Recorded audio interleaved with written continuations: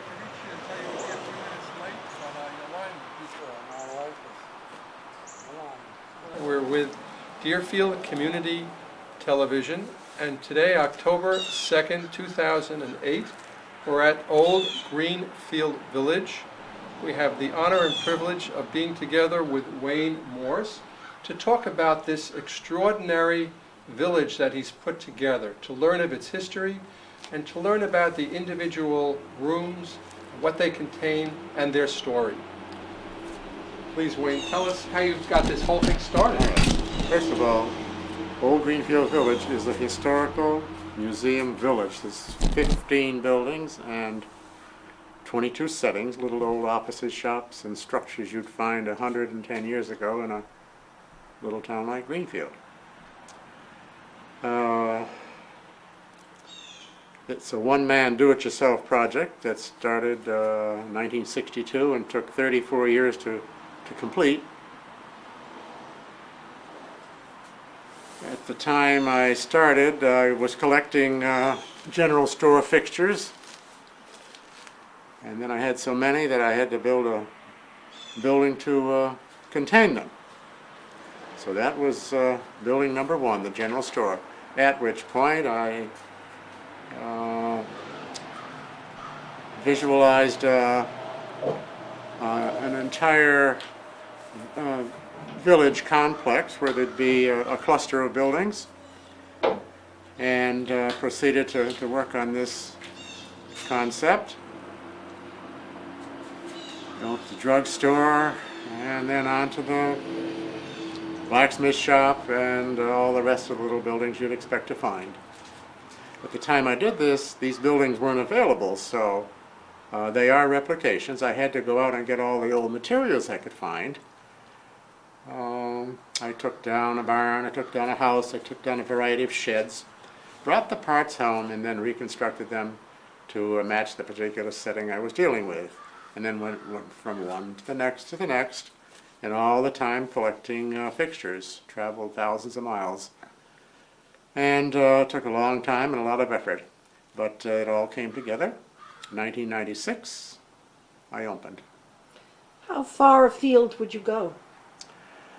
I didn't have to go very far. Well, I got up into mostly Vermont. That was the great place to be in 1964. Things were available. Price was right. And I didn't go any more than 100 miles in any direction. Where I could get the Greenfield fixtures, I did get them right here in town, and there were some things still out there. So what I have is typical of what would have been here, although it didn't all come from here. As I said, I opened in 1996 and retired. I was an elementary school teacher. And here I am, still working with it. And I hope it will be of interest to you people and anyone else. It's a resource. We'll see what happens. Can you tell us a little bit about yourself, where you were born, how old you are, and how you came to this interest? Where did this come from? How did you learn all these skills also to build these places? All right. I turned 75 last July. I didn't think it would happen, but it did. And I'm a Greenfield person. I was born here and spent most of my life here, except for being away at college and in the service. To be precise, in 1962, my wife and I went to, well, there was a restaurant in Holyoke on Route 5 called the Yankee Peddler. Now, the restaurant's still there, but they had a general store in the back. So we went out and visited the general store, and I was totally enamored with that particular location, and I decided, I love this. These fixtures are rather appealing. I decided I can do this myself. So I started the collection right then and there. I bought a coffee grinder that was object number one for $16, and I've been going ever since. Where did you learn the skills to do all this construction? All right, the skills, I guess you might say, it's mostly intuitive. I'm not a carpenter, I'm not an electrician, but I learned as I went along. I got some good advice, asked a lot of questions, and when you go to the places that sell certain materials, they are more than happy to advise. So I just kind of picked it up, and so far I've been quite successful at it. And I do say so myself, with pardonable pride. you were born, what part of Greenfield were you born in? Or raised in? What street, do you remember that? Well, sure. My home was right up here in the Mohawk Trail. 386 Mohawk Trail is the address now. And my mother built that building in 1922, and that was home. And then down to the center of town, more close to school and stores. And after that, I spent time in college, and then, as I said, the service, and back home to Greenfield. I've been here ever since. Built a house here, 1964. On this property here? Yes, yeah. You built it yourself? I built it myself. I built everything myself. People wonder how did that happen. Well, it did. But that was not an easy task, and it takes a lot of time. It must be nice to have a crew of professionals working for you, but I didn't have that. My wife, well, she didn't help me drive nails, but she let me drive the nails, and it's an investment that she went along with, so that's cooperation, I'd say. Excellent. Okay, so can you tell us where we are today, right now, the first, All right. and describe what we see This little here. shop, well, the sign outside the door reads, Can you start again? Yeah, perhaps you could give us a sense of what's here in the whole village. Perhaps list all the things that are here, an overview, before we go into each of the rooms. you just want me to Yeah, perhaps just say this. delineate? Okay, Yeah. all right. All right, the general store was the first building I built, as I said before, and then on to the drugstore. Tinsmith shop. Now, I put the tinsmith and the blacksmith under the same roof. I'm sure they wouldn't have been that way, but it served my purpose quite well, the two metal workers. The drugstore is an herbal pharmacy, by the way. We'll see this later. Then on to a building that's something of a variety type building downstairs, an ice cream parlor and a candy store section, and there's a toy shop in there. Upstairs I call it a health center, although that might not be the accurate word, but I have the barber up there, and the doctor of optics has an office. There's the medical doctor's office and the dentist's office. It's a little dry goods shop attached to that building, of special interest to the seamstress. And then on to the pattern maker's shop. Now, a pattern maker was a specialized woodworker. It has nothing to do with cloth. He'd make objects out of wood, which were then delivered to an iron foundry, and they'd be cast into iron. So he made the wooden ones, the pattern maker. Then the Wheelwright shop was next. The Wheelwright made wooden wagon wheels. It's quite a task to make a wheel that's round and tight. It took some skill. Then to the butcher shop. This was a collection of fixtures that came from a shop in Holyoke that opened originally in 1900. Next to that is the well, it's a steam fitter shop. This man specialized in steam heat, radiators, pipes, and boilers, and he did plumbing too, and a lot of Greenfield tools. This was a tool town.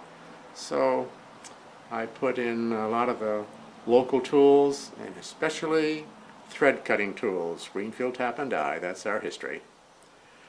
There's a church, there's a school, and two print shops.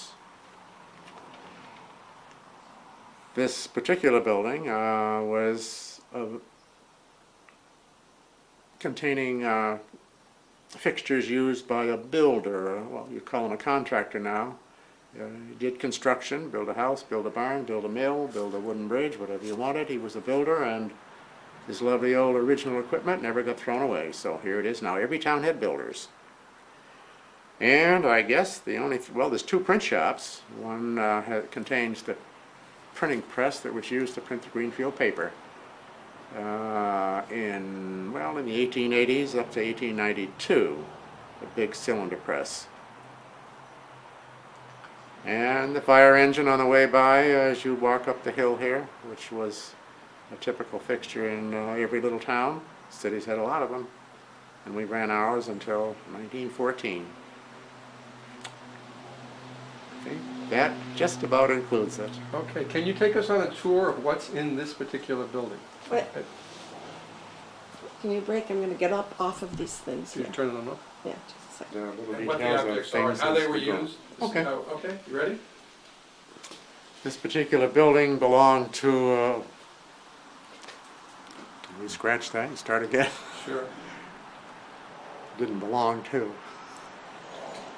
This particular building contains fixtures that were used by Casper Ranger. Casper Ranger was a construction company owner, and his particular business was located in Holyoke, Mass. He was in business before the turn of the 20th century, and many of his original tools and forms of equipment are still in this particular building. He used them, never threw them away as he modernized, and there they sat in a warehouse, which is a good way to find things. And then you can bring the whole collection home, and here it sits. Every town had builders. You didn't really build your own house and your own barn, but he did. This was before electricity, so they didn't have any lifting material, the big motorized lifting winches, etc. So they did it the hard way. Strong backs and willing workers, and maybe get a horse in there somehow, or use some very simple machines, they're called. They were thoroughly in love with cast iron. Everything they used and touched more or less contained cast iron. Bars, wrenches here, big augers, put a big hole through wood. There's no motor, you turn it by hand. Well, the usual rakes and shovels for dirt work, they don't change any. This is a builder's jack. Put a bar in this and wind it, and it lifts. Half a dozen would pick up a small house. Hooks and braces and brackets of all descriptions. That's the carpenter's tool chest. Carpenter would make that and take pride in it, use it probably for his entire career. You don't want to move it every day. It's a rather heavy object, and most of the tools on top are made right here in Greenfield, especially these lovely old levels. That's a post drill made right here in Greenfield.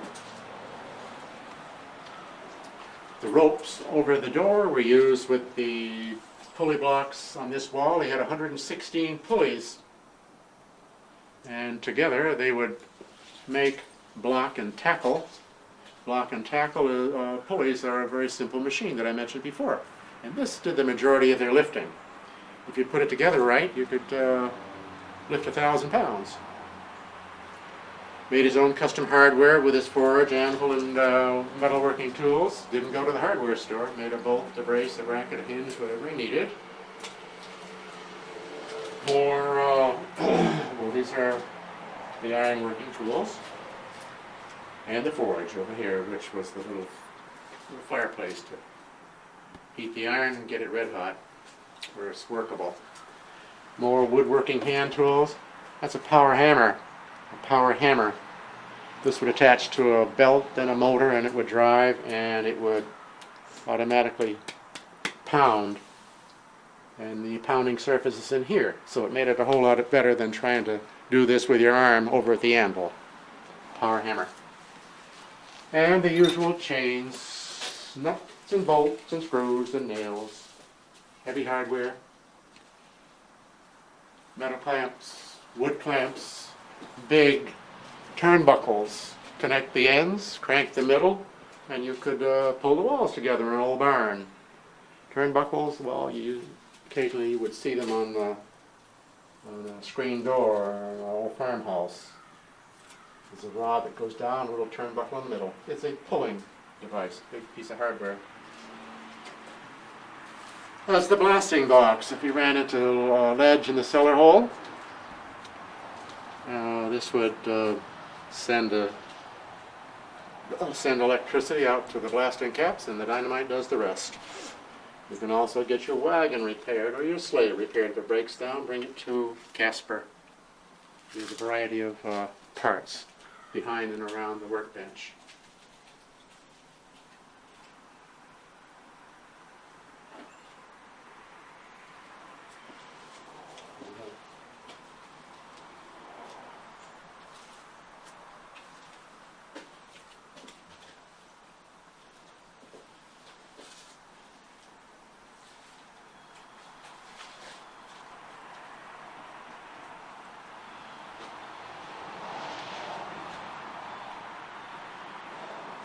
Wasn't built it as is.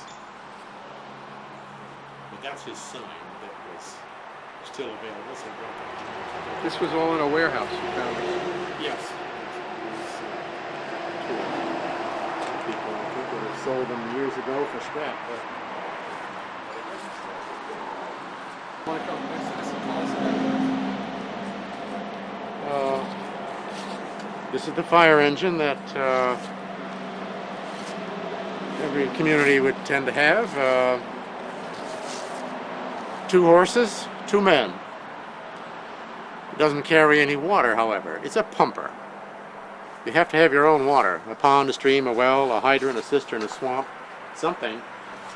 And then this will draft the water, pull it in, and then pump it back out through the hoses under pressure. This big unit in the back is not a tank full of water. That's a boiler. It's like a stove. There's a coal fire in the bottom, and this would boil internal water, making steam, and the steam ran the pump, and the pump pumps water if you've got it. There'd be another wagon with some more men and fuel and ladders, and that's about it for a small town fire department. They ran this particular unit in Greenfield until 1914. At which time they, retired the horses and bought a truck. And how were you able to obtain this? Well, this was located in Holyoke again, in a warehouse, another warehouse on Appleton Street. I don't know how long it had sat there, but I stumbled onto it and bought it, and it was brought to my driveway, and there it sits. As a piece of apparatus, it wasn't especially great, but it's the best they had, and a whole lot better than buckets, I guess. This they'd use to connect onto a hydrant, and yes, they did have hydrants in the cities. Well, Greenfield had its first hydrant in 1896, right there. Or it could be dropped into a source of water, and then you could suck the water in and then pump it.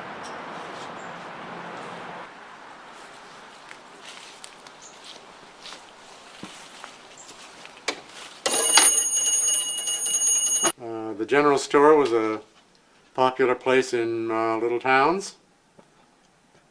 Sooner or later, if you didn't grow something or make it at home, you had to go to the store. You'd go and shop, or maybe visit, pick up the news, pick up the gossip, and maybe even pick up your mail. This particular one had mail boxes and little slots. Stores were, well, this one anyway is rather intense. The merchandise was on floors, on counters, on shelves, and even hung from the ceiling. And for the most part, things came in bulk, and they would be weighed out or measured, and you'd take it home in a wrapper or some kind of a container. Wood was the primary material used to contain the store items, the products.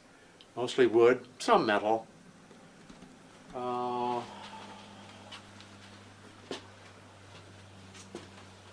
these are examples, as I said, of the wood containers.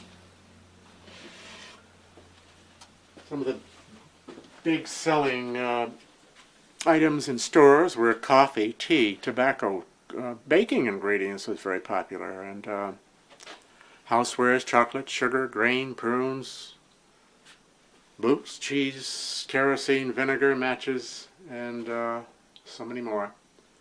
As the saying goes, if they didn't have it, you didn't need it. This is the big coffee grinder, the floor model.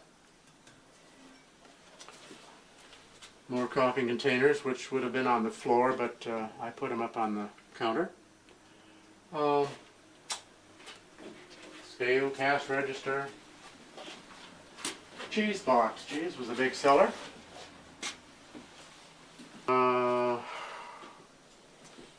And as I mentioned, baking ingredients of all descriptions. There's a few of these names that are still out. Well, here, coffee, that's Jason Sanborn coffee, that's still available. National Biscuit Nabisco. Chocolate of all kinds. Baking soda. Where's Nabisco? National Biscuit. Everything that says National Biscuit, that's Nabisco now. Another coffee grinder, that's the small one on this end.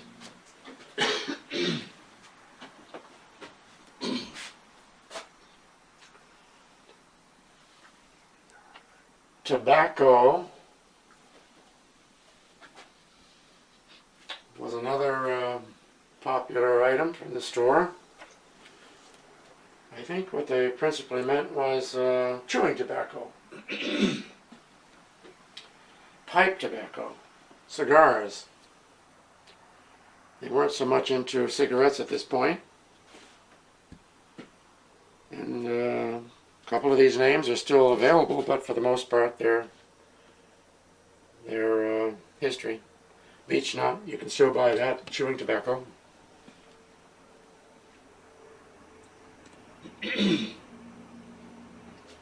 Matches, cookies.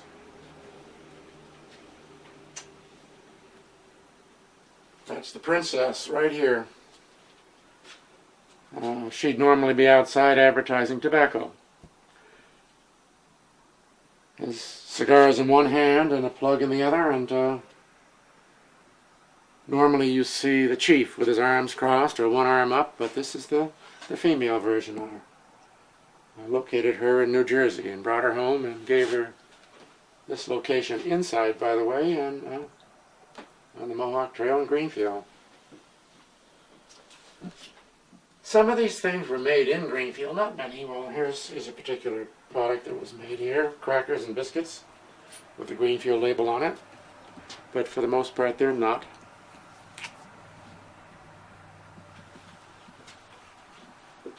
The usual telephone that you would expect, and the phone booth. That you used to do the washing.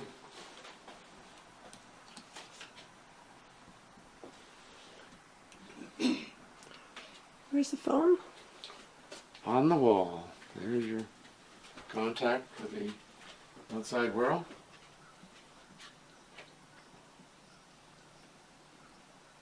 Would they charge for that? I don't think so. And over here behind Jane, what was this? That's, well, I call it a corn shucker. And you could buy it and take it on home. It was used by farmers. They'd put in dry corn on the cob that has been husked and crank the handle, and then the kernels would come out the bottom, and you'd throw the cob away. That's a butter churn. It's a horizontal version with a crank handle with a kind of a geared up speed motion. Normally you see the vertical butter churns with the dasher, but this was made in Westfield, so I had to bring that home and had to bring that to Greenfield. American Churn Company, Westfield, Mass.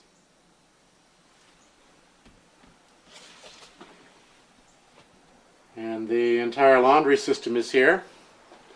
You put the dirty clothes and the water and the soap in the copper boiler, put it on the stove, and the scrub board is right here. And when it's ready, you take it out and run it through the wringer, rinse it and run it through again, and hang it up with the pins. It's all there. Wash on Monday. Iron on Tuesday. There's some various kitchen utensils that hang from the ceiling joists up here. What do you call this one? That is similar to what my wife uses, in fact, when she makes pie crust. And it cuts the shortening into the flour and... Do you have a name for it? No, I don't. I don't have a name for it.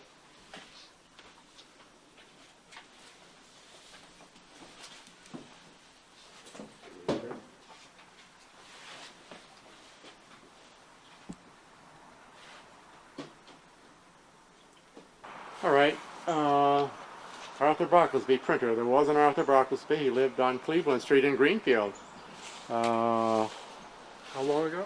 He had a printing business in his home from 1964 to 1992, at which time he retired.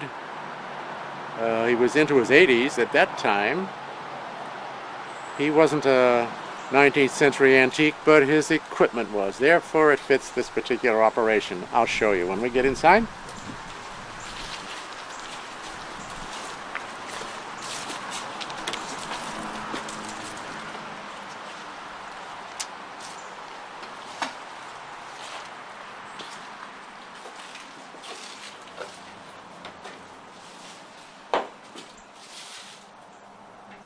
Arthur Brocklesby's printing press is the one in this right-hand corner. It was made in Boston. It's called a Prouty Press, 1886. It was originally a treadle design. You had to operate it by pushing a foot pedal. Treadle design. Obviously, this was before electric motors, so there were no motors to run the machine. There's another one right beside it, which is even earlier, 1871.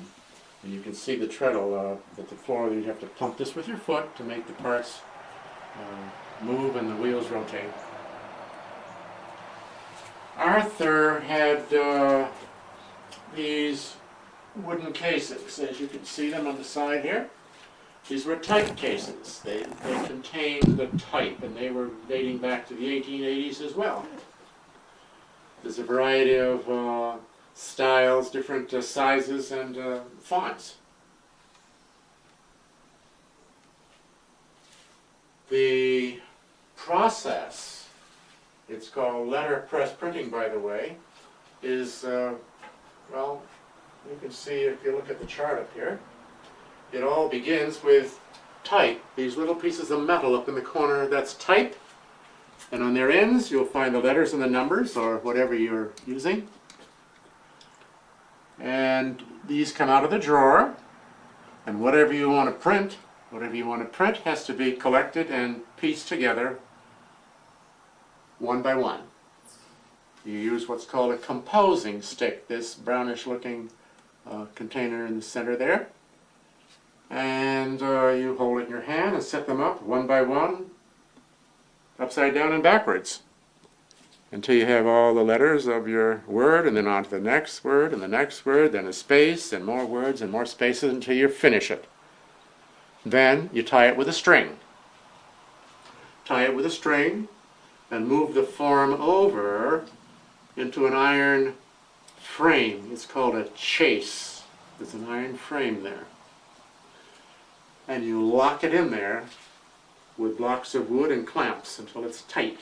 Then you take that chase, that form, and drop it into the press.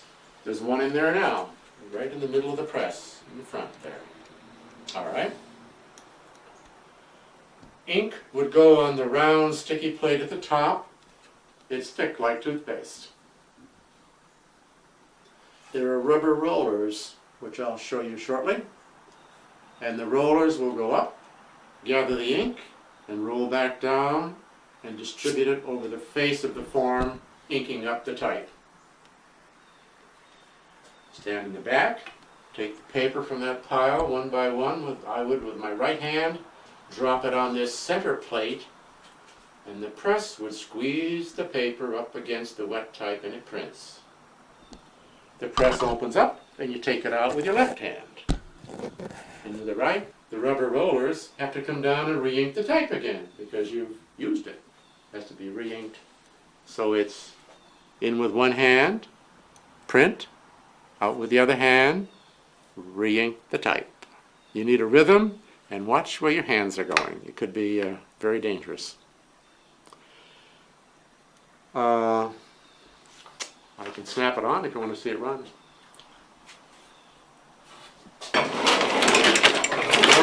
As I said, the rollers go up, get the ink, get down into the type, put the paper in, and print. Take it out the money. Print. Take it out the money. Print. Take it out the money.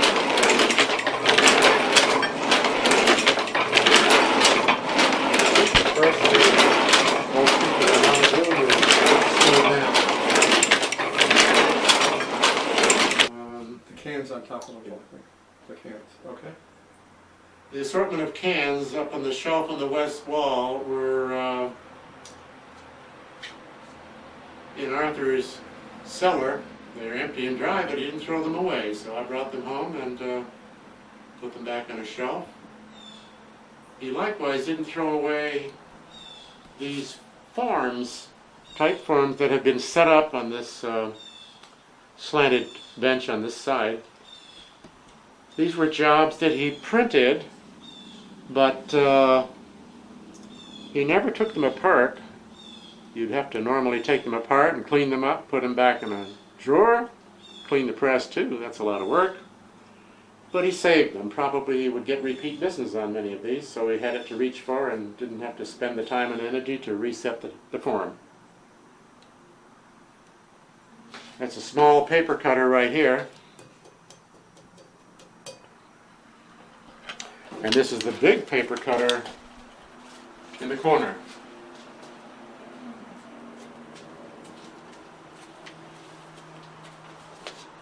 You'd slide the paper in and pull the handle, and the very sharp blade would come down and cut the paper. The blade is not there now, right? The blade has been removed. A little sharp for some tiny fingers that might get in there.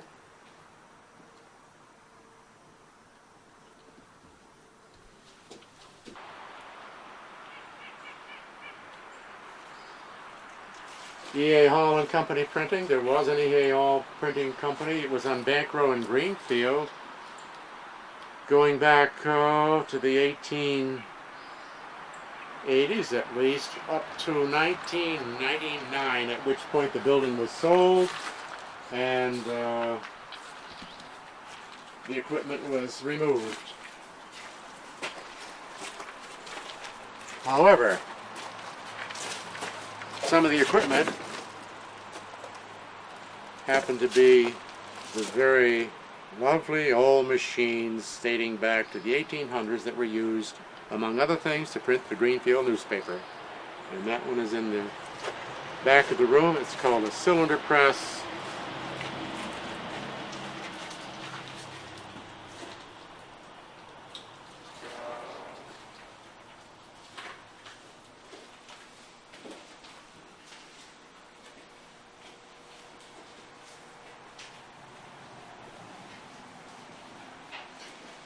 How were you able to get in here? I'll tell you. This is the cylinder press. Must weigh upwards of 3,000 pounds. It was made in New York City in 1871. Used here until 1892. Printed the Gazette and Courier. You can see some of these examples around here. It was a weekly. It was a weekly. They weren't printing dailies at this particular time. It was just too much work, labor intensive. It had to be all set up, the large pages with type, and then get it into the press and the ink and the paper, and there was a steam engine that ran it. Run it off, collect the pages, perhaps even fold the pages, then take it all apart, put the type back, clean it up. It took a week to get this whole thing done. Now, dailies, of course, are very common, but this is a weekly newspaper. The machine was in the basement of the brick building on the Bank Row side, and I brought it home, but it had to be disassembled. I had to take it apart, which was not an easy task, and when I got it apart, even the parts were heavy, so this was a little bit scary. Friend and I loaded the pieces, basically one by one, onto a pickup truck, brought them home, put them in here, and then I assembled it. How did you know how to assemble it? Well, I marked every part and then made diagrams as I went along and just reversed it all, and it came out as you see. Here's another interesting machine that was in that shop. Couldn't be built. The theory was you could never make something that would replace the process of setting type by hand. It couldn't be done. But it was done. Here it is. It's an automatic typesetter. This was likewise in the basement of the A Hall Company.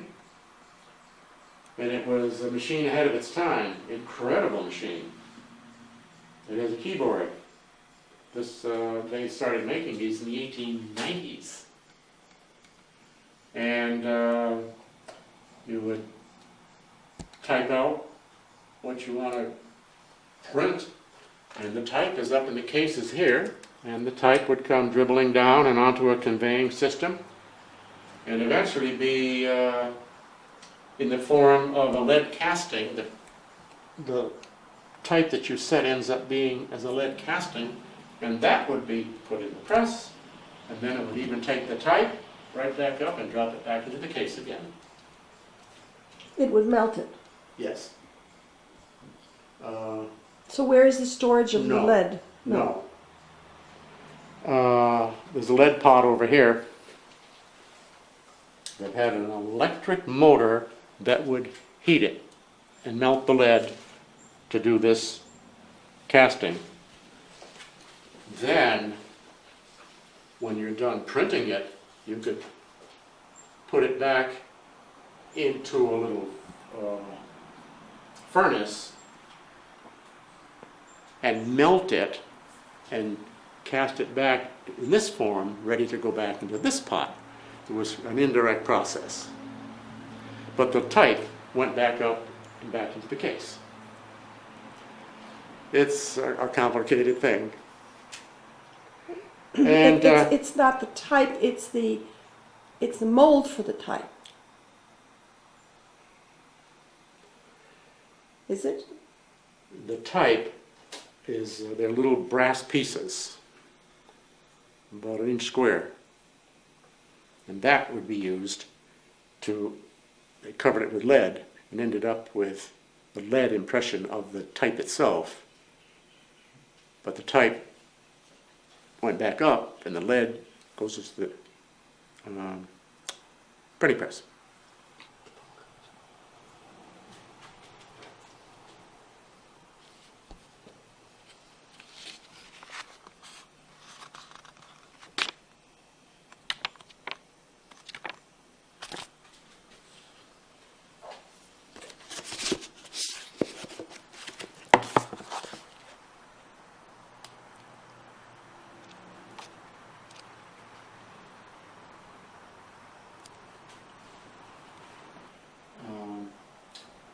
Here's What do you another. call it? Did you call it a lead? I called it a furnace, but it's not a furnace. If you went to an iron foundry, it would be a big Oh, it's like a prince. Did you get this one? What is this, number 4? All right, this is another another paper cutter behind you, by the way, similar to the one in Arthur Bartlesby's shop.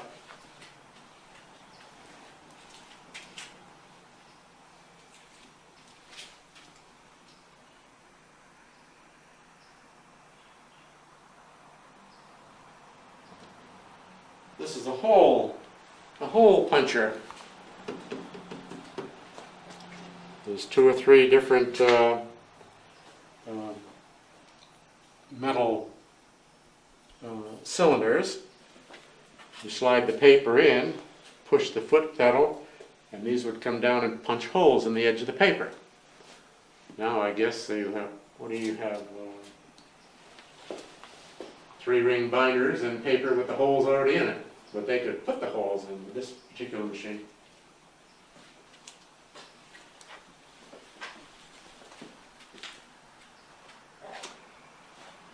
Just another type case, similar to the ones we saw before. Are they empty? Yes.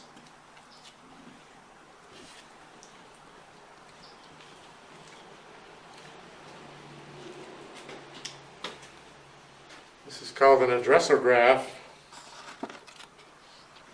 Put in a piece of metal, a little plate. You can see one on the box over there. And search out the letters or numbers that you want, and it would stamp these into it. And then you could take the little piece of metal and put it in the press and print it. Every time you want to print somebody's address, you could do it that way and set it all up. Proof press. Proof press is an important machine. This allows you to put in your type that you set up, or anything else. You could even print posters in here, big things. Put it in here, ink it up, run it off, and see what you got. Maybe make a correction before you put the whole thing into your printing press. You want to get it first and find out what you're doing. Proof press. A perforator. All right, a perforator. This was made in 1888. It has a few hundred of these little small short wires. Slide the paper in, push the foot lever, and it would punch right down through the paper, making you a long line of tiny holes, perforated line that you can then tear on.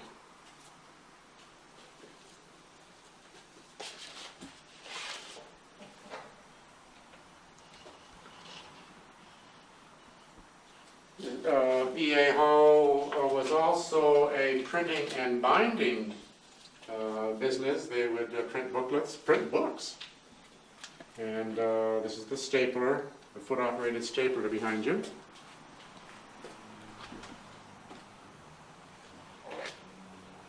And to the right is a foot-controlled stitcher. They would bind many of these books in that day with not thread, but with wire, and stitch up the edge of the pages. So that's a wire sewing machine in essence. Where'd you find that? Same place. They had all of this in the same operation. It's interesting that it looks in shape like a normal sewing machine. Yep, that's right.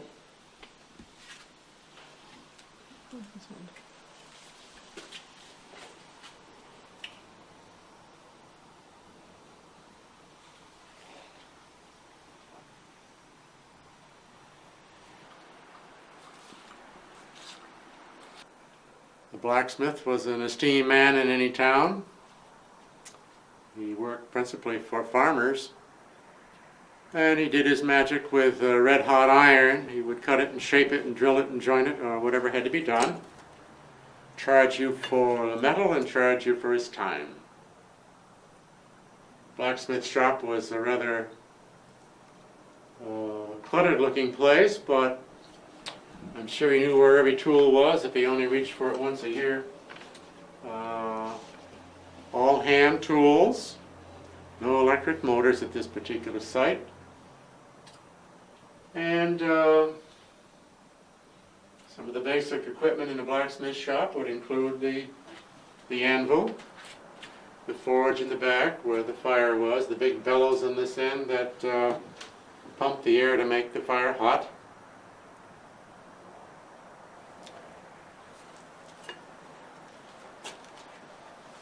Hand tools of all descriptions, hammers, tongs, tongs in the side of the forge over here. Hammers and ironworking fixtures on the racks here. He'd work with the iron. He might even shoe a horse or repair a broken wagon or a wheel or something, but mostly it was the iron that he specialized in.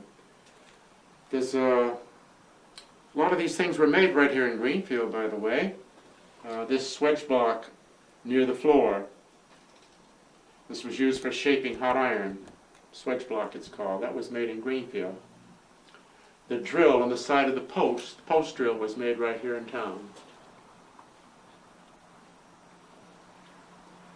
This cone-shaped fixture called a mandrel was made in Greenfield right here. This was used to make round shapes. You could pound a piece of hot iron onto it and shape it in a round fashion. This upright vise was made right here in Greenfield. This was used to put cocks in shoe horses or horse shoes, or put heads on bolts. Heading machine, heading vise it was called. The last blacksmith in this town died around 1968 at the age of 78.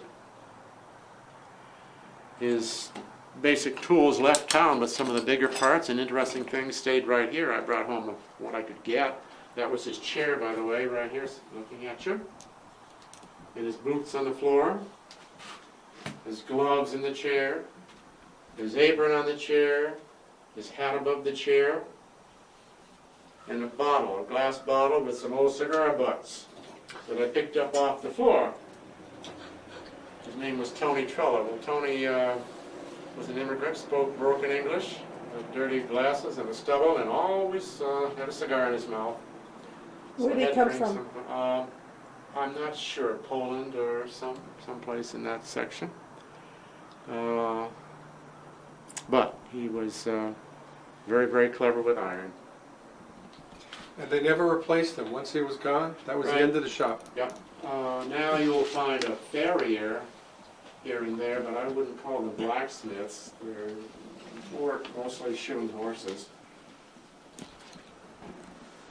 Blacksmiths pretty much went out of style when mass production and the modern welding techniques came into production, so tradesmen of the past. This is the hand pump that would pump air into a forge. Not this forge, but that's what that is. Hand pump. And I noticed we have some coal over here in the bucket. What's that? Coal was used in the forge. Soft coal. Did you describe this instrument here too? I wanted to ask first, is this something he made? No, but it's something that he has made, or similar to that. I've seen him do it. It's just some iron scroll work, and oh, he could do that. That's just a plain old plow that happens to be in here for repairs. Okay. Did you get it? I got it. How about over here now? Can we through this. What do we have on this side? Okay, in this section, you'll find the tinsmith, sheet metal worker. He worked with thin sheets of cold metal as opposed to hot iron. And he would likewise cut it and shape it and join it with either rivets or solder, which is mostly an alloy of lead. He'd make pots and pans and containers and stovepipe, kitchen utensils like some that you see in the back shelf. Here again, it's all an assortment of hand tools, no electric motor. Sorry, what were you saying? You were saying. I said, The things he made. no. He used strictly hand tools. There were no motorized machines. Well, where would he get the flat sheets of metal? There'd be a supply house for sheet metal, be a supply house for all the different kinds of iron you want. Probably a distributor would be have a home base in the city, and it would deliver to this area, and he'd buy it as it came along. Yeah. Worked with tin plate, brass, copper, zinc, whatever the material was, and he would make what you need. For the most part, these sheet metal workers are gone, but there's still some fabrication type tradesmen that will make the big ductwork for heat and air conditioning in the ceilings. When you pull that lever, what does he do? What this does is help the tinsmith cut the metal with the shears, tin snips. Little kids like to help him.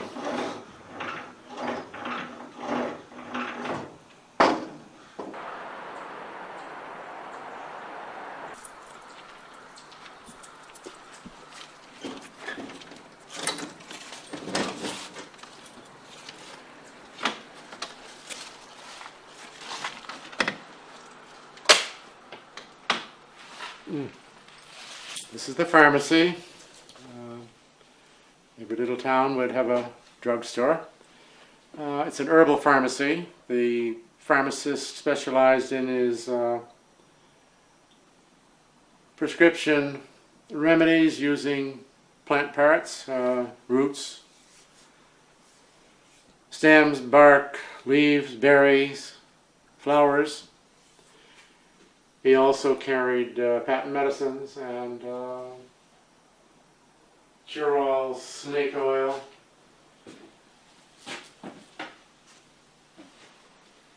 This particular setting, for the most part, came from a collection that was in a drugstore that went out of business in around 1968 in West Warren, Mass. It had been in business since around 1895, but at that point it was for sale in 1968, and the wonderful thing from my standpoint is that the place had never modernized. What they opened with is what they were still using.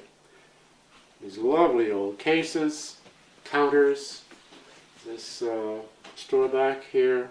The lights were gas lights, which I had to convert to electricity. There's an interesting phone booth down here at the end of the room. It's made of oak.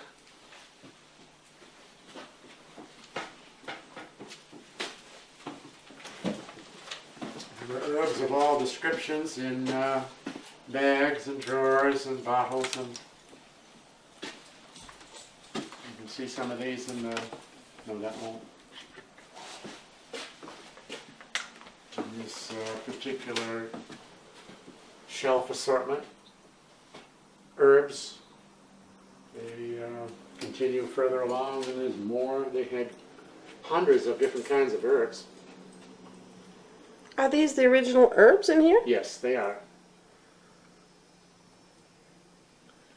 How did that happen? They were in bags in the drawers back here, these apothecary cases. And when I bought the furniture, they came right along with it. I never emptied them out, so there they were for me to use and you to see. They were in here? Yep, The bottles. the bags. In bags like In this. bags. They came in bags. And then I put them into the bottles. And you wrote the labels. Yes. So they had these bottles. No, I had the bottles. Uh-huh.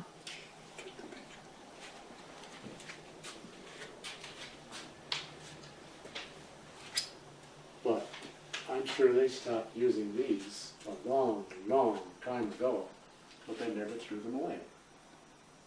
So there they were in the bags. Sat there for who knows how long.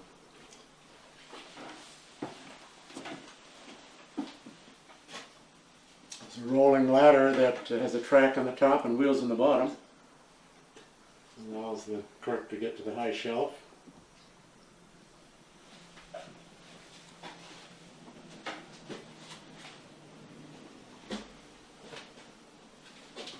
So by the time you found the shop, there were different things behind these cabinets. Yes, they had. This was an interesting discovery. All of this content in here. This was all in boxes in the cellar of the store. When they ceased to sell or went out of style or discontinued, they didn't throw the stock away. They saved the stock. So it was still in a box in the cellar to reach for, which is something that could never happen again, I'm sure. But it made it nice for me, and it filled up the cases very nicely with the original materials.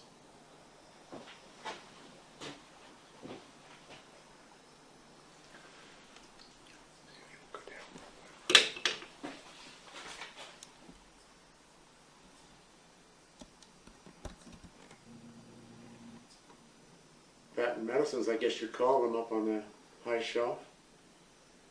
And many times they'd utilize the name of a doctor or an Indian, and it was basically herbs and maybe a little alcohol, but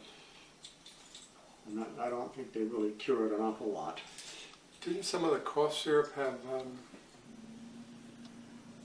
cocaine in it? Do I have that right? That could be, I'm not sure. But I know that some of them had a high content of alcohol.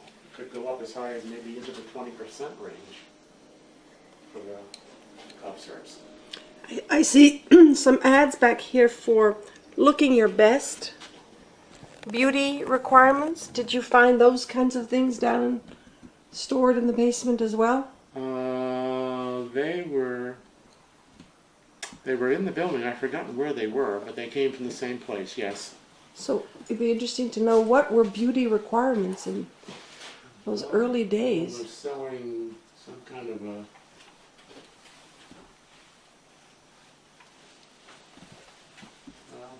lotion or something. This is a local company. This particular case contains the brand name Toiletine or Miners. It was made right in town, Greenfield. And they made extracts and flavorings, some household remedies, but their big seller was called Toiletine, which was a lotion. There you go, you can see the signs on the wall.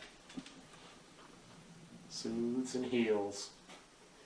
The Toiletine company went out of business when Avon came into business, but they were still functioning with glass bottles and corks, so they didn't have the means to compete. I see gin up there. Sure. There's a shelf over on the other side that has a lot of whiskey on it. The drugstores would sell whiskey right off the shelf for medicinal purposes. What's that?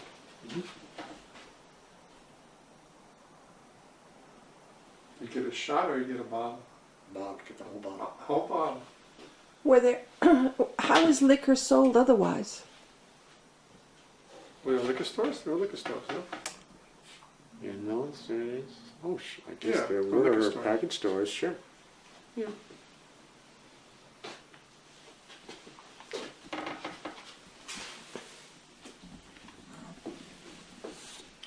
This was an interesting concept. If you could read, and you knew what you thought ailed you while you went to the drugstore and bought your own remedy. Just For example. go down the, my mother used to buy Humphreys number 77 for colds. Grip, like grip, grippe. However, I think some of them wouldn't cure anything, and they're totally dishonest about it. But you, Well, it says here 40 induces repose and natural refreshing sleep. there you go. Humphrey's witch hazel ointment for piles. Well, some of them claim to cure some things that aren't going to be cured for a quarter. Doesn't work right.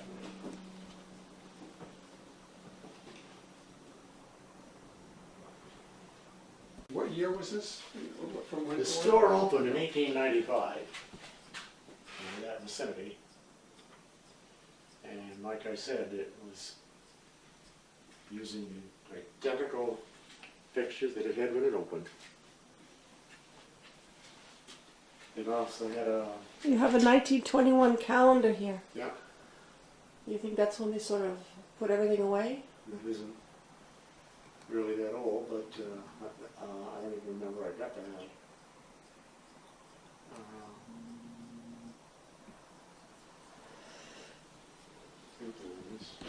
To run a pharmacy, did one have to go to pharmacy school? Or did you just have to know where the different medications were or whatever? Somebody asked that before. Were they licensed? I think there must have been some formal training. There had to be.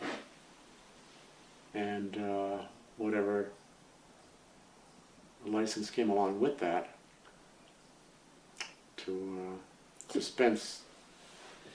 Did you build the building to the dimensions of the furnishings? Just the ceiling. It had to fit this piece over here. So that's the only thing that I had to be careful with, was the height of that ceiling. So that would slip in there.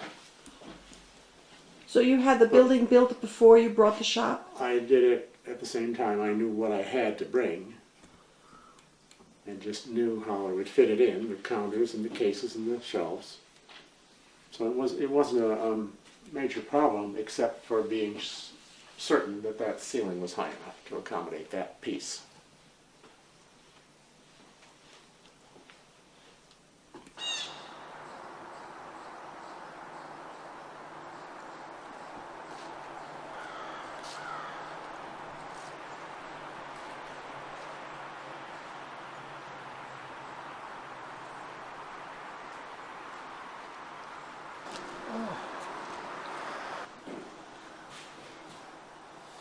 What's the story of the church? Okay.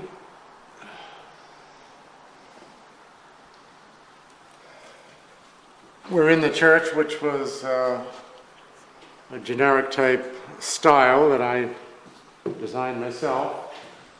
They're plain, they're simple, it's small, not very elaborate. The window, by the way, at the other end that was my grandmother's window. She paid to have that put in when the church was built in her hometown. This was over in Hubbardston, Mass. And back in the 1880s. In 1942, the church was dismantled, and the window was given back to my mother, and she gave it to me. And there it is, grandmother's window. What was your grandmother's name? Helen Pond. Helen Pond. These pews came from the Blessed Sacrament Church, which was in Greenfield at that time. They held services in the Holy Trinity School. Then they built their own building on the corner of Beacon Street in Greenfield and didn't need these old pews anymore. So I bought all of these from... Were they painted then? No, the pastor. I think originally they were in a church in Holyoke, Mass, down on Route 5, before they even came to the Blessed Sacrament Church in Greenfield. It took 3 years to put this building together. Of course, I was working on my own, and took a lot of time, and it got to be a little high and scary and heavy and difficult. I used a lot of block and tackle, in fact, pulleys to lift the big parts of the trusses and then up to the rafters and then all the way up into the steeple. You worked by yourself always? I did. You built this entire building by yourself? Yeah. Oh, yep.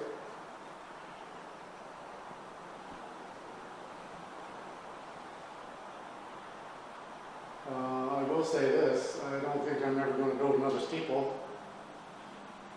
Everybody should build one to find out what it's like. And what's it like? It's a lot of grief. Just, you're high and you're... Well, it's difficult. Anyway. Did you have designs you worked from? No, I designed it myself. Strictly what I thought I'd seen a few around, typical old little churches. That's it. And how about the stained glass up here? I forgot about that.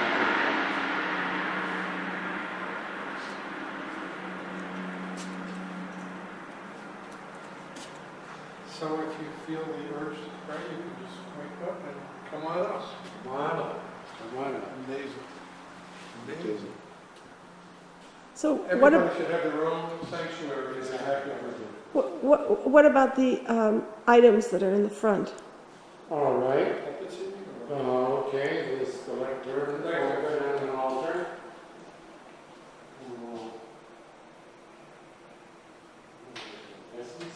These top parts came from the Methodist Church in Greenfield. What happened to the Methodist Church? No, these vestments? Yeah, coverings. Yeah. Yes, the coverings on the pulpit and the lectern and the altar. That's where it came from. How did you put that steeple up? How did you do that? Well, I built a staging, a vertical box, all the way up. And then it was a matter of planks and ladders to get to where I wanted to be, to do what had to be done, and then I worked my way down. Did you do that before you put the roofing on? Yes, I did. Public school number 1. There is no 2. 1 room, typical New England school. The year? Oh, 1880s. Because the desks, well, I'll show you, have cast iron sides, and in many cases the date is cast into them. It goes back to 1880s. All right. Many of the children, especially the boys, who came to the school would be farm boys.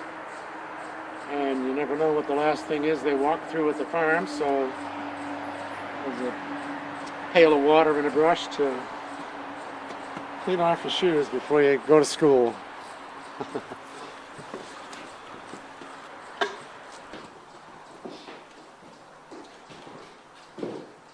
All right, one room country New England schools are just this simple. All grades, which would have been grade 1 through 8, would have been in the same room. First graders would be in the front, the 8th graders would be in the back, and as you were promoted, you would move back a row, and eventually you'd get to the end here. Not much in the way of niceties in here. There was an outside outhouse. There was no inside plumbing. We probably separate places on an outside area for play. They might have a swing or a seesaw or something of that nature.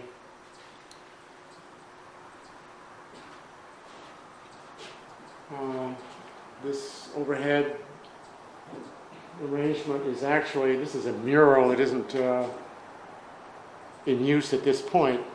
I found myself in the position where if I wanted to use the desk and the blackboard, I had to take the mural out of the way, so I put it on hinges and pulled it up to the level where you see it now. Is that a piano in the corner? No, that's a pump organ, or lead organ. It went through a fire, so it's pretty well beat up. I see a dunce cap, do I have that right? Yes, that's the dunce cap for boys and girls who misbehaved. The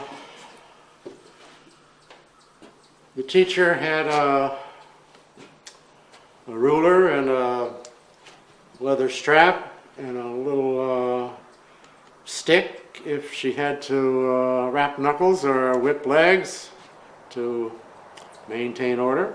And there was also a chair with the dunce cap where people could sit with the hat on their head and think about their problems. There would also be a long list of rules, I'm sure, for the pupils and even some rules for the teacher. Among other things, she couldn't stay out late at night and had to wear 2 petticoats and couldn't go out with men and absolutely could never get married. She was paid probably $20 a month, and I'm sure she felt she earned every penny of it. Probably did, definitely.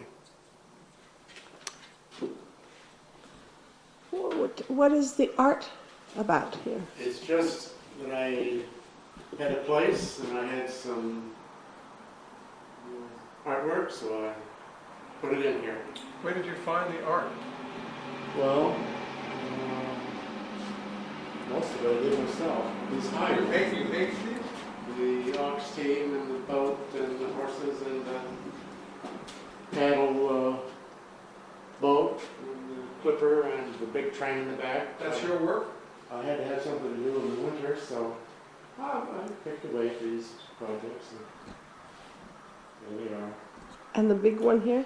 These mural type pieces were done by a local muralist. His name was Thurston Munson. Oh. And he did those in 1931, And this one? and this one too. Actually, they're advertising some tools that were made in Greenfield, and the point was they were used all over the world at the different extremes of climate. Which was the fact they were. The biggest and best production of these stripe cutting tools, they were called, were made in Greenfield. And he painted these for the company. How did you find them? They were in a, I got them at an auction in Amherst. They originally were left in an abandoned building and discovered, and then the one who owned it at that point took them to an auction house, and I got them, both of them at that particular time. But the interesting thing is that Thurston Munson, who was the muralist, lived in a house probably 200 yards up through the woods there on the side of the Mohawk Trail, not far from me.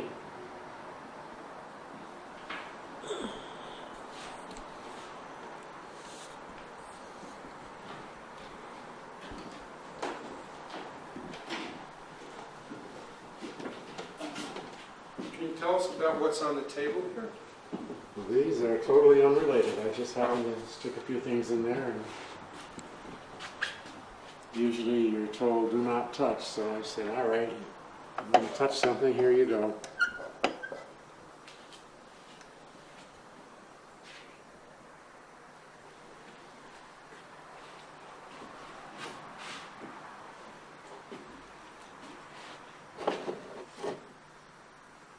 Just what they look like. Pulling the teeth. And how long did it take you to build this schoolhouse? Oh, I spent 2 summers on this job. The biggest problem was, well, these units here are called king post trusses. And there's 2 of them that support the roof weight. King post truss. There's 3 pieces. It's got the cross piece and then 2 angle pieces, and it's fine. If you're a contractor, you build them on the ground and have a crane that puts them up there. But I had to build them in place, which was, for me, very difficult to get these 2 angle pieces to go up and meet at the top and hold them and get them all connected. But it happened. When you taught elementary school, where did you teach? Right here in Greenfield. What school were you at? I was in 3 or 4 different schools, and Four Corners School it was called, and Green River School, Conway Street School, Federal North School. That's about What grades did you it. teach? The elementary 3, for the most part, 3rd and 4th. And I bet you were able to convey your love of history to your students? To an extent. Where it would apply, yes, but the really interesting local historical things didn't fit the program until middle school. So we never quite got to make things mesh. I see a bell here. Is there a bell for this school?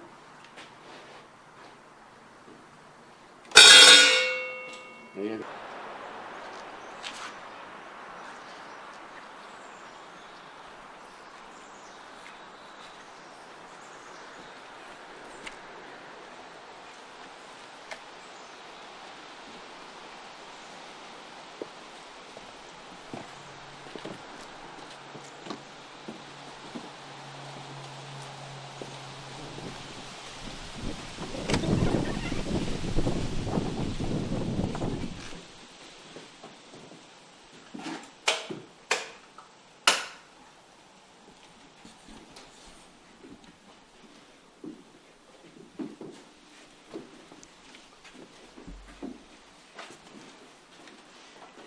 Where are we now?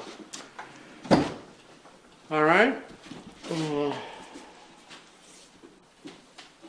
This is a 2-story building, a variety of things. Downstairs there's the ice cream parlor, soda fountain and the tables and chairs, and a candy section, and the toy section. The marble top soda fountain came from the same drugstore that the fixtures came from. It's made in Philadelphia, 10-foot Italian marble. You'd sit there and get your ice cream and candy and soda treats. Ice cream cones were 5 cents. What year is this? Well, it would go back, probably to the around before 1920, let's put it that way. Into the turn of the century, however. The flavorings were in these dispensers in the back, and ice cream in the other section. And the beveled edge mirror in the back, and the Coca-Cola sign lamp at the top.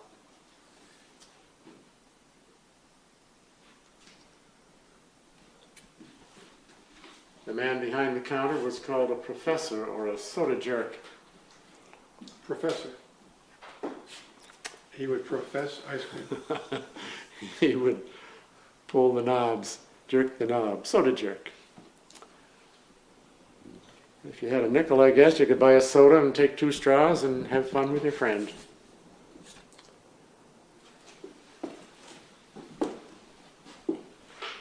And we've got a sundae instead of a little table or an ice cream soda. And the long counter at the end was strictly for candy, penny candy and that type of thing, and candy of all descriptions. Is this real candy? Yes, some of it's been there so long that it started to decompose, I guess, and it doesn't look too pretty, but I left it anyway because it's indicative of things that would have been around at that earlier time period. I saw Tootsie Rolls. Yeah.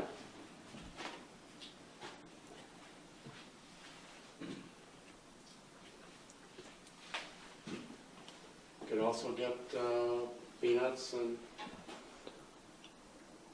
potato chips and popcorn and jelly beans, of course. This is the big bottle with the jelly beans. So what would these candies cost? A child would come up to the counter and say, I've got 5 cents. Mm-hmm. What could you get for 5 cents? Well, you could get 5 pieces of penny candy, I guess you might say. I don't think they were into candy bars at that point. And you're looking at a variety of containers up on the higher shelves. Some of the names are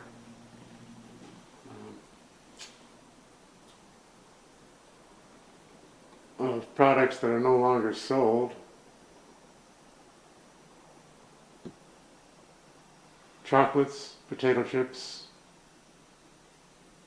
and peanuts up here. Peppermints.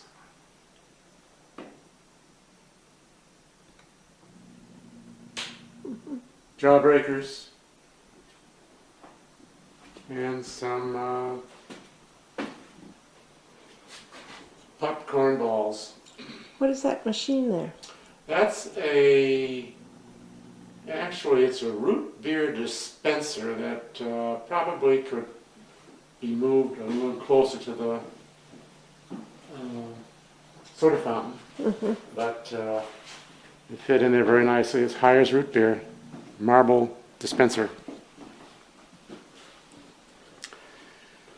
Then it works itself into a whole array of toys and playthings.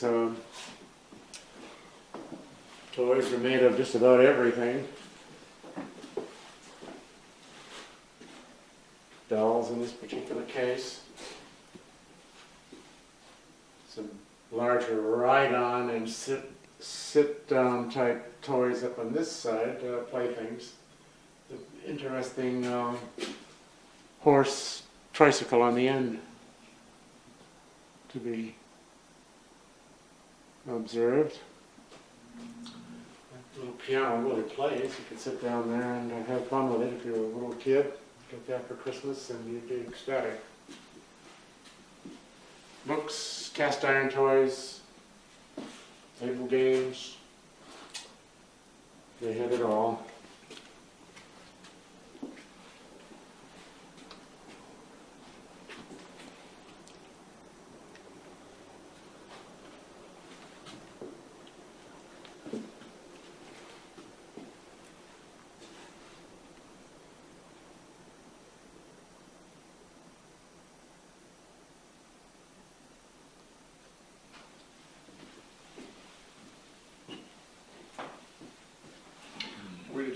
these toys?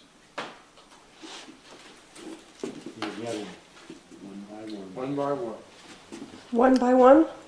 Did you go to auctions? Did you go to Yeah. people's homes? Oh, yes. Auctions, second-hand places, tag sales, flea markets, wherever you could hope to stumble into it, and then eventually it all fits together, but it took a lot of time, a lot of doing. And you bought these things before you had built this toy store? Right. No, pretty much the same time as it was You working conceived the along. idea of Yes. the toy store, I'm Yes. now going out to get toys. Yes. I don't buy any more toys, however.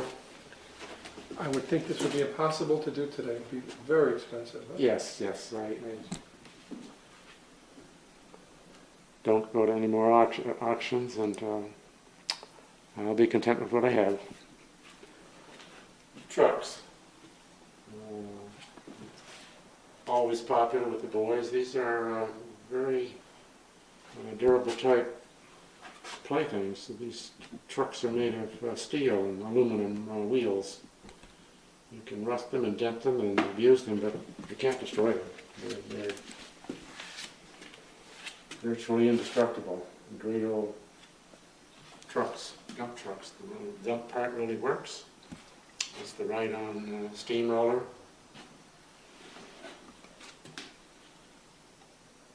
Steam shovels, fire trucks. Great things for the boys. Some little dolls, tea sets.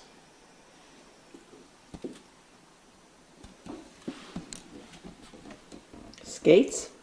Sure. Roller skates, ice skates. This first case on your right has a variety of tin toys, they were called. Toys that had spring-operated mechanisms. You'd wind up the spring and it would do its thing.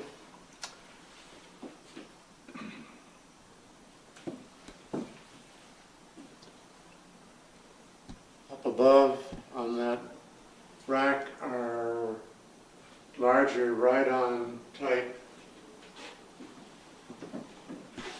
playthings. The little race car and the fire chiefs. These are pedal cars and the rocking horses. This is a pedal plane on the end. These are rather rare.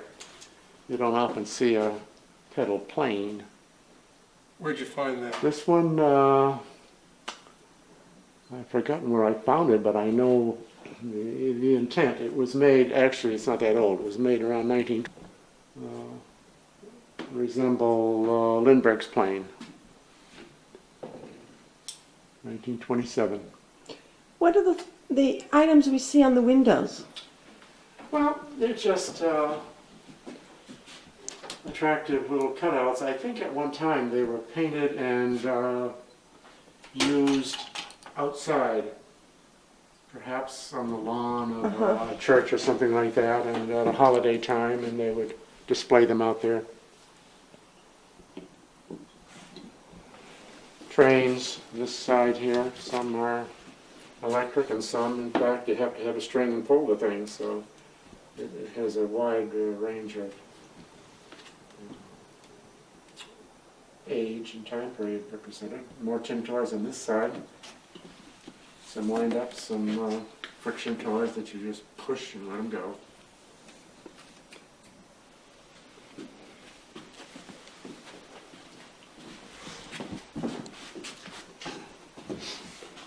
More wooden type toys.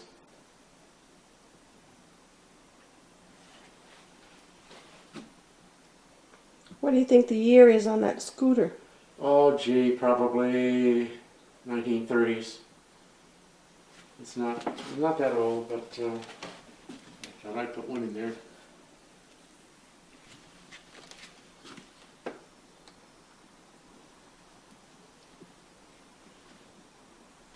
What section are we in here? Well, Barber, eye doctor. okay, this is the barber shop on this end. And then I guess he would be more correctly called the doctor of optics. He examined eyes and made glasses. And this side.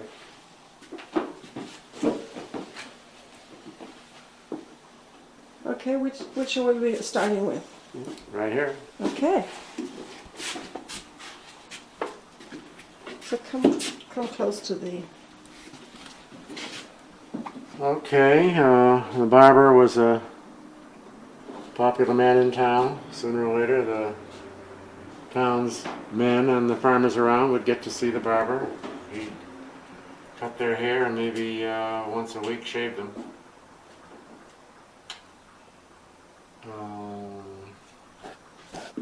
Of interest is the cabinet on the wall that contains shaving mugs. If you were a regular customer, you'd have a mug of your own. It would be your lather mug with soap would be in the bottom and a brush, and every time you went, the barber would reach for it and lather up your face with your own soap and then put the mug back for the next visit. Would he use his own brush though for? No, I lather? think he'd have his own brush in there. You'd have your own brush Oh. in the cup, in the mug. That's an interesting piece of hygiene. Was it done for hygiene purposes, or for? Just made it easier, I guess. That was yours, and he'd use it strictly for you.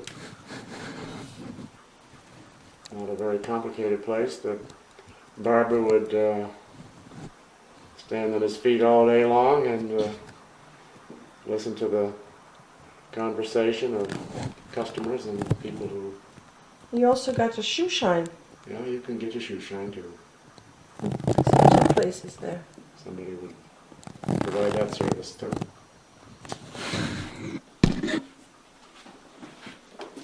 Where did you get the barber shop? That was just a piecemeal put together. There wasn't any shop. What are we giving up about? Who's dying? You read the whole page, it never names him. So, some people wouldn't know who that person is. I don't know what that is. McKinley. McKinley. So, then I tell you who it is, President McKinley, underneath the sign, the little paper.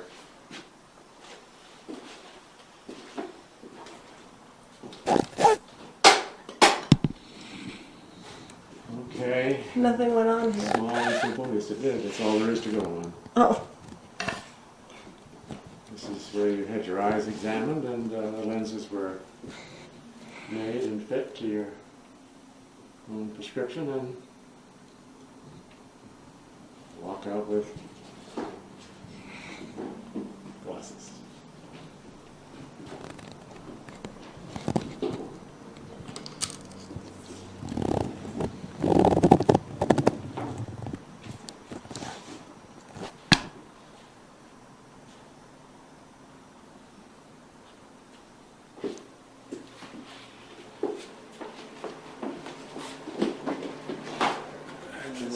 The doctor is in. Okay, this was the country doctor. He was a knowledgeable professional and a friend in many cases. I guess for the most part you'd do a lot of talking and get the advice, and they even made house calls in these days. It's not big, it didn't have to be. You put this together also? Yes. Did you have pictures? How did you decide how to create? No, this was just the way I wanted it to come out. Yeah. And the dentist has his office on the end down here.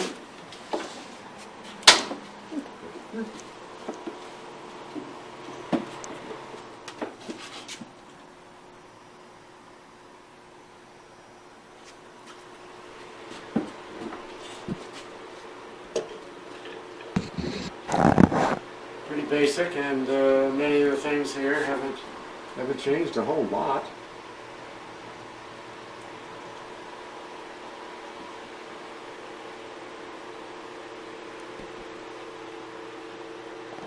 Again, you put this together Yes. Yeah. piece by piece. If you wanted to have a tooth pulled, all the instruments in here are exactly the same as you encounter today, as far as different types of pliers and probes. This drill worked on what? That was a foot-operated drill. It had a cord up through pulleys to the top and spin the drill, and you'd pump it with your foot. Pedal. I don't know how great the speed was, but they were replaced with electric motors. There you go. This little arrangement over there is, I think it's dated around 1900, so It looks very similar Isn't to it? what we Isn't it? have. Right. The bowl for Yep. spinning water Yep. is almost identical. So it's not something that can drastically change, but and the light here is actually just regular incandescent bulbs, and it's on a pulley, so it can be raised and lowered, and it can be rotated to direct the light. They were very much into dentures, making false teeth. That was a big business. Is that what this is This here? is a process of having some false teeth made. I thought that was precious. It was quite a display. So I started with the frame, the chassis in the bottom, and replaced the wood that had to be replaced all the way from the bottom to the top, and the doors and the windows, and ended up with a restored vehicle. So the chassis is the original. Yes.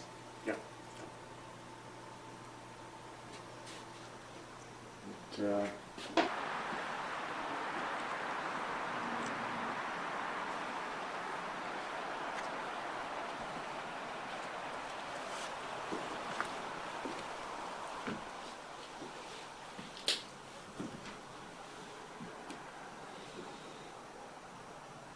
And what is this store exactly? This is a very small dry goods shop, and it featured items of interest to the seamstress. I'm going to read to you. It offered yard goods, thread, needles, buttons, ribbon, dye, yarn, lace, and that type of material. The yard goods was principally cotton cloth.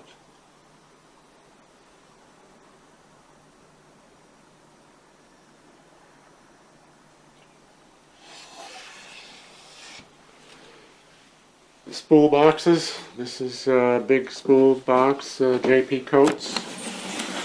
This could have as much as a couple hundred different spools of thread. The spools were made of wood, of course, different colors and strengths. What was the size of a spool?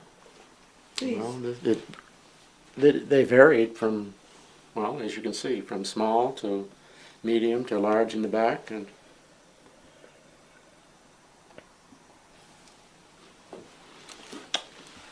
well, that's another spool box that would have thread and little drawers to pull out to get the different colors. And Oh, no.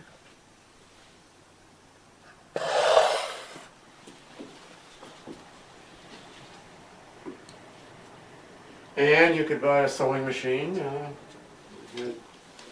Early model sewing, foot treadle sewing machines. Different varieties of dye. Dyeing was a common practice with boiling water and dyes, which were chemicals and give you different colors, or brighten the color or change the color.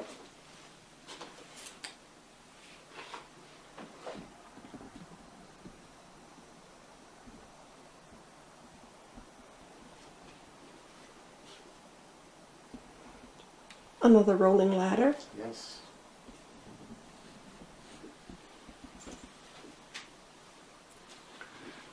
How did you compose or find this shop? Was this all one place? No. This is just put together from under my own direction. And that's the lady's corset, little spool box, blankets in the back.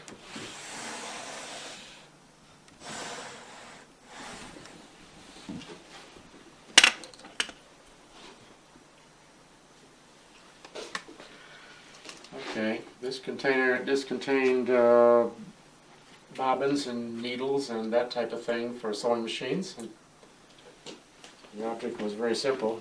If you know what you want, find it. It's listed on the side. Point at it, and open the little door, and it would be right there in a small wooden container.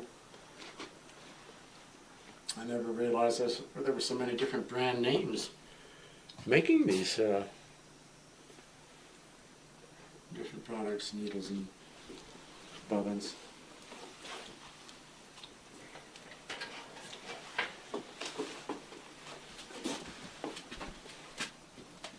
Now that's a very small early model sewing machine.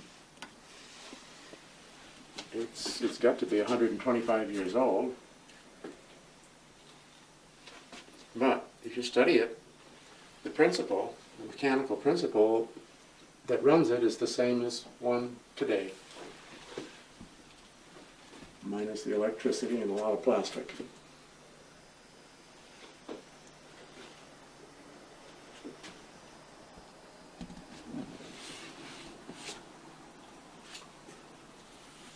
This had, I think it was ribbon. Different ribbon, and dye, and more dyes. Some collars for a gentleman's shirt. What's in the corner?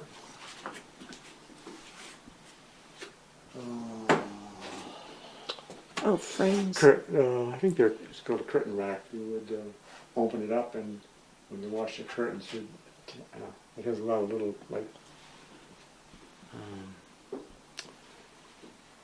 pins sticking out, and you'd just hook your curtain onto it, and it would hold it, stretch it, and dry it. Those 4 boards, Is that quilting frame? yep, would all connect together. Now, don't ask me what to do with it because I don't know. Okay. Probably you'd work through those holes in some way, and it would hold your quilt in shape. You could just stitch it right on or tack it.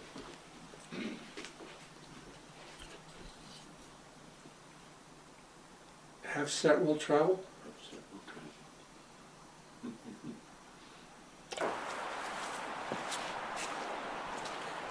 So, Now we're going to Mr. Jolly, the pattern maker. all right. This building contains machines used by a pattern maker.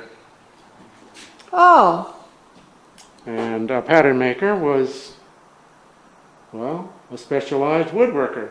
He would make objects out of wood. For instance, a tool part, a machine part. Patterns were made of manhole covers, fire hydrants, anything made out of cast iron. First has to be made out of wood. There's some patterns up on the wall. Those are gear patterns. That's what this person made. Then the pattern would go to an iron foundry and be cast into iron. But before it can be iron, it first has to be wood, because the wooden one is used to make the mold that the cast iron is poured into. And that's what he did. You've got the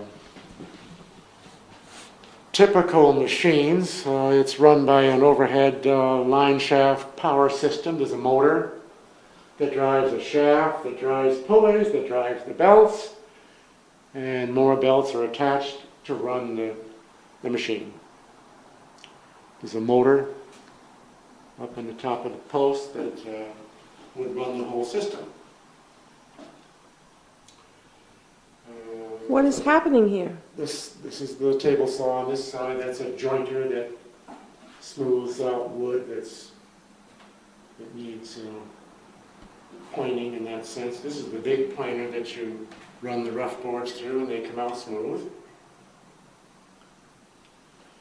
And the big band saws that you can see, there are two of them down there.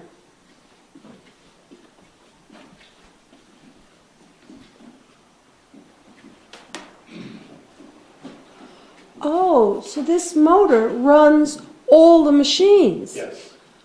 That motor runs this shaft. That shaft has pulleys attached to it, you can see them. And those pulleys have leather belts that transfer the power over to pulleys that drop down to the different machines. And when you get that spinning, it turns these, and then that turns the belt, and that runs the machine. So they're all running at the same time? No. How do you control You that? control it with a shift. You see this lever? This lever can be pushed, and you slide the belt off. You slide it onto what's called an idle pulley, an idling pulley. It just kind of sits there and does nothing. Then when you want the power, you shift it back onto the drive pulley, and it spins the pulley to run the machine.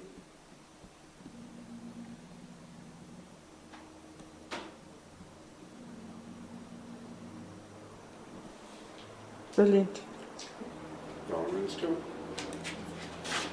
Okay. The person who had this equipment was a wheelwright. A wheelwright made wooden wagon wheels.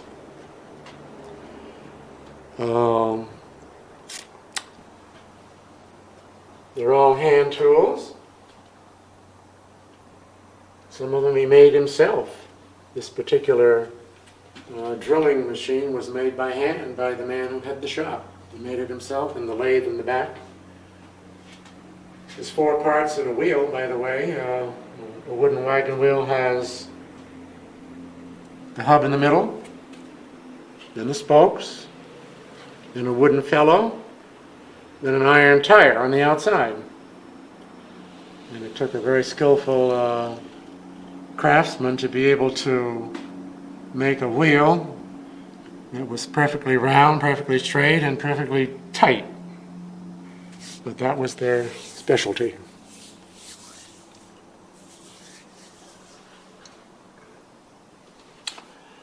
All right, there's also a forge in the wheelwright shop.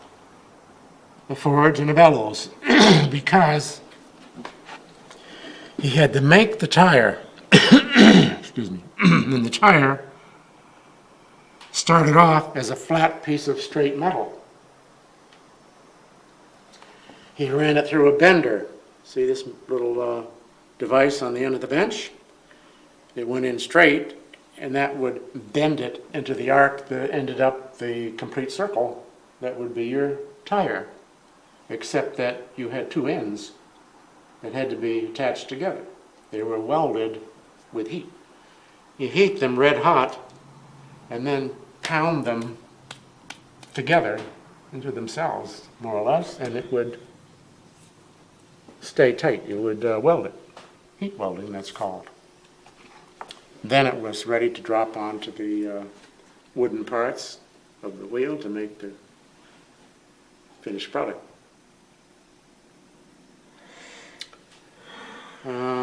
This is all complete. These came from a place down in Connecticut. They were in use just after the Civil War in the 1860s. And What is this over here? that That's called an end lathe, a face lathe. If you wanted, if you had a round piece of wood, this, and you wanted to put a groove in it, you had to attach it to something like that, spin it, and then hold your knife against it, and it would put a neat little groove in it as it went around.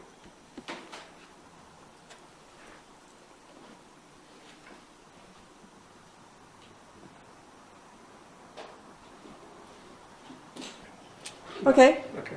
go ahead. לא יכול. This is an assortment of Cooper's tools. Oh, Cooper is a barrel. Yes, he made barrels and other wooden containers, and what I did was outline it as a process, starting in sequence with the staves, how they were shaped, and then the inside was trimmed a little, the outside was trimmed, and then all the staves were gathered together with a band around the top, and then they were tightened a little bit with a hoop that went down and snugged them up. And you put another hoop on and snug it some more, and then that snugged up collection of staves was placed over. That's called a cresset. A cresset. And it had a fire in it, a wood fire. And the heat from the cresset would heat the boards on the inside, the staves, and they became more pliable. Turn it upside down, and then start putting hoops on the other end until you can crimp those in. And eventually you've got the shape you want with the hoops on it. And it's all tight. And the rest is simply a process of preparing the top to slip in the head, which is the end of the barrel, and then put a hole in it, and you've got your barrel. And then the tools that are lettered match that step in the process that goes along. What is this machine here? This is a winch, a lifting machine, a winch. This would have been on the second floor, actually. It's a rope winch on the second floor, and you drop the rope and the hook down to the bottom, the ground floor, start the motor, it would turn. That has a huge, it's called a worm gear. It spins this way and turns the parts, and then the shaft turns, and the rope comes up, and you lift things from the ground floor to the second floor. How were you able to attach this heavy object to the wall? It looks massive. Well, Don't tell us you did this by yourself. oh, yes, I did. I was teaching school, and I spent a whole week's vacation in here, just there, just getting it done and the parts and put it together and make it all come out, and it scared me to death. I put a chain around it, simply because I didn't trust myself in any way along the process. I didn't want it to fall on my head, and I left the chain there. These are uncommon. You don't see many rope winches. They're usually cables or chains. It's a rope winch. Where'd you find it? I found it in this place, this J&W Jolly machine shop, and they had this on the second floor with these machines that did the pattern making, and they had their foundry down on the ground floor. So they did it all in the same building. And what year was that you got that? I got these things back in probably 1970s is when I bought these machines. But this is difficult, complicated work to get this overhead business up there. It's heavy and... So was this building also planned for the equipment Yes, you put into it? definitely, yes.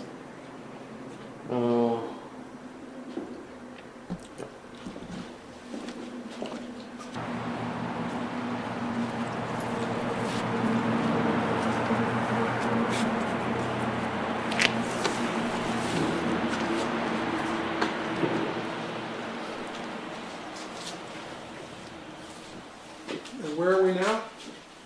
All right, this is the butcher shop.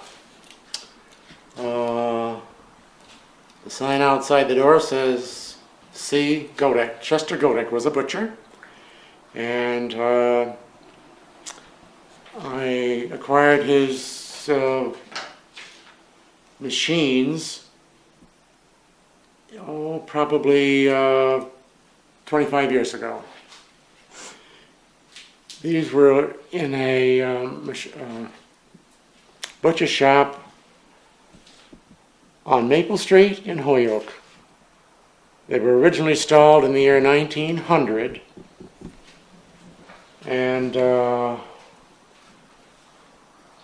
were used to make sausage and kielbasa. He was Polish,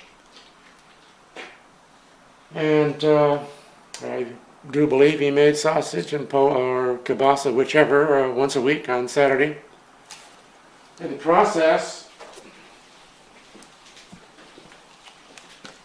was quite traditional. It started with a grinder. He had 200 and some odd pounds of pork basically to make this product, and ground it all up and then put it into the mixer, number 2, perhaps with any spices. I was coming to that. Salt, perhaps, and pepper, maybe sage, water, to get the consistency and flavor they was expecting. And then took it from the mixer with a shovel, actually, shoveled it out, and put it into the stuffer. This is the stuffer. It opens up. It's hollow. And filled it up with the meat, closed the top and locked it down. There's a piston in the bottom. The compressor delivers compressed air down and under the piston, so that if you open the valve, the piston will push. It will push the meat up and up and up, and out the nozzle into a natural hog gut casing. They're still used today. That casing might be 10 feet or maybe 20 feet long, and it went out, and he pushed the meat and forced it out into the casing. It might be all upwards of 2 inches in diameter, it depends. And it would be twisted or tied into links, and then brought over to the smokehouse. Those are the smokehouse doors, these number 4 iron doors. They hang the meat on racks inside the smokehouse, put a wood fire in there for, I'm not sure, maybe 2 or 3 hours.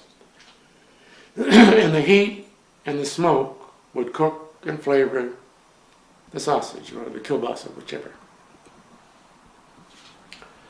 Then bring it out and hang it on a rack to cool and dry, at which point it was ready to sell. Something big, like bologna, he made that too, couldn't be cooked in the smokehouse. It wouldn't get to the center to cook it. Had to go into an iron pot, a vat like this, with water, maybe a little salt, and then a wood fire, boil it for 2 hours at a, well, or get it good and hot anyway, and that would cook the meat.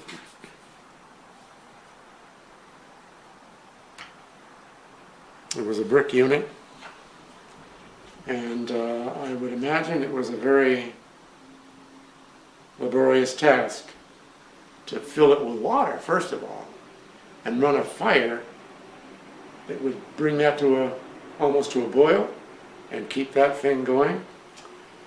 But they did it. These would be the heavy doors into the walk-in coolers. Things You don't have that. No, these were ice cooled.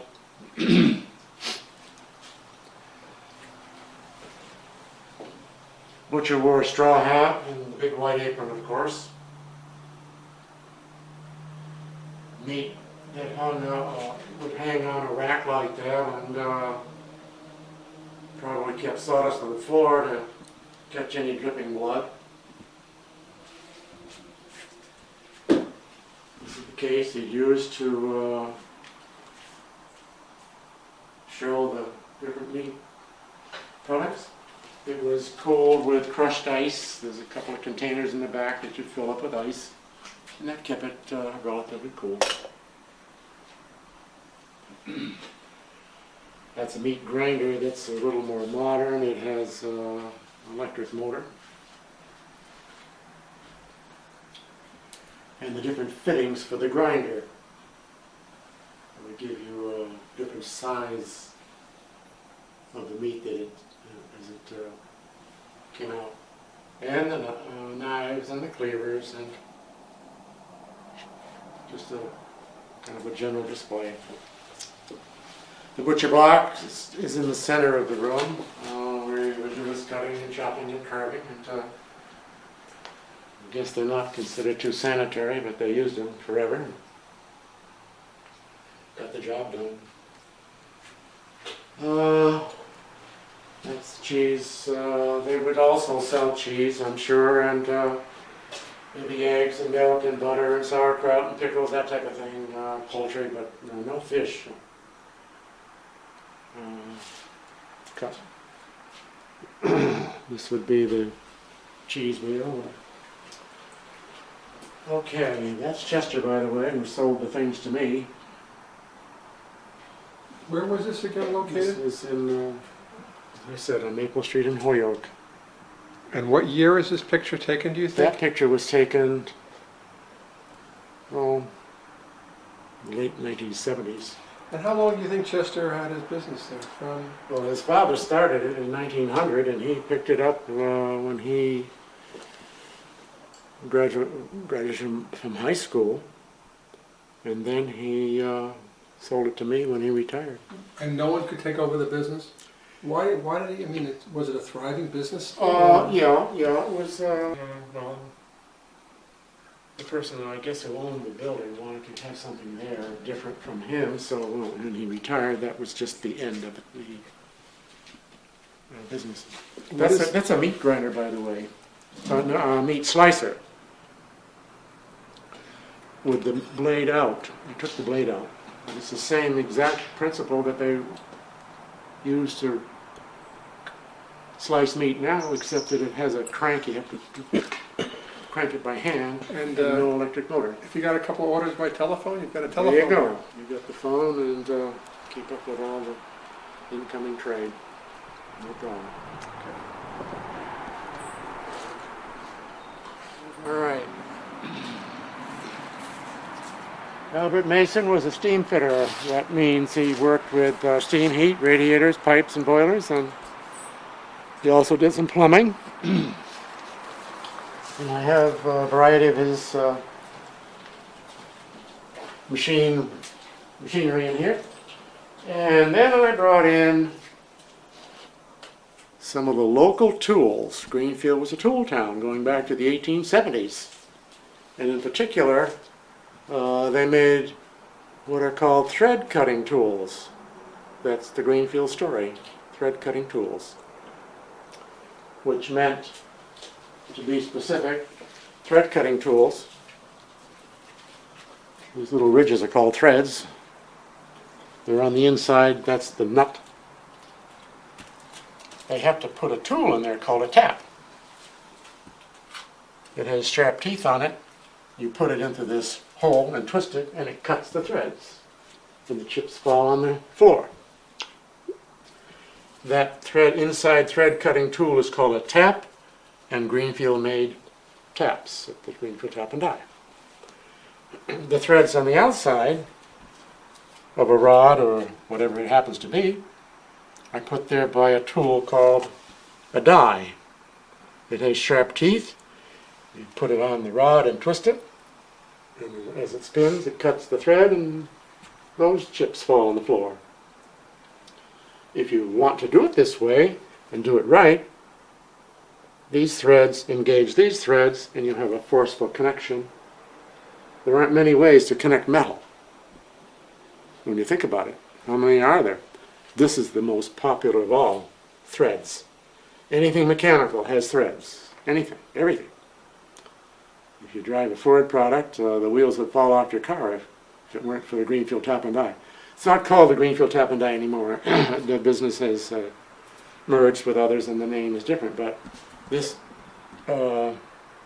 basic industry, especially the two-part adjustable, state-of-the-art, best in the world dies, were invented and produced in Greenfield. They're still making taps, however, no dies, just the taps. I think they work 3 ships a day and ship them all over the world. Big, big industry. And I traced it from its beginning, 1871, those are dies made then, down through to the present. Different styles and trademarks and brands. It shows progression in the design, because there was a lot of these companies in town making these thread cutting tools. How did you find these tools, these instruments? Okay, some of these I bought wherever I happened to find them, mostly flea markets and tag sales from the area. And then they closed a building and had a lot of this inventory in there that they disposed of. And at that point, I got between the building and the dumpster and brought home everything I could get. That's how it happened. So, and the rest I just had to find them. I bought them at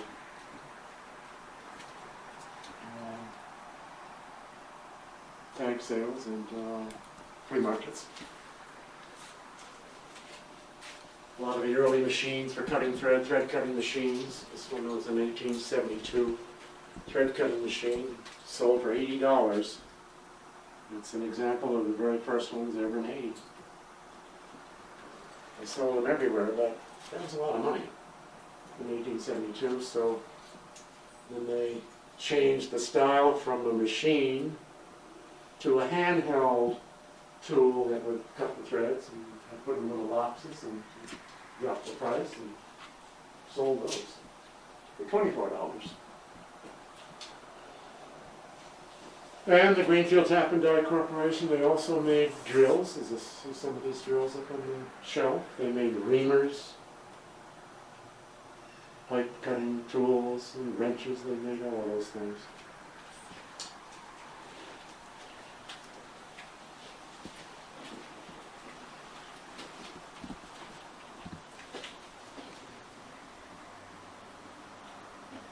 Looks like a little plate organ there, doesn't it? Mm-hmm. Pretty good. Make music. This is an engine lathe, it's called, in the front. It's a metal turning lathe. In fact, that belonged to the blacksmith. Because although the tools left, as I told you, some of the big things, I guess that was too heavy to take out the door and out of town, so they left it. And I managed to get it and bring it home. That was Tony Trilla's lathe. When you conceived of this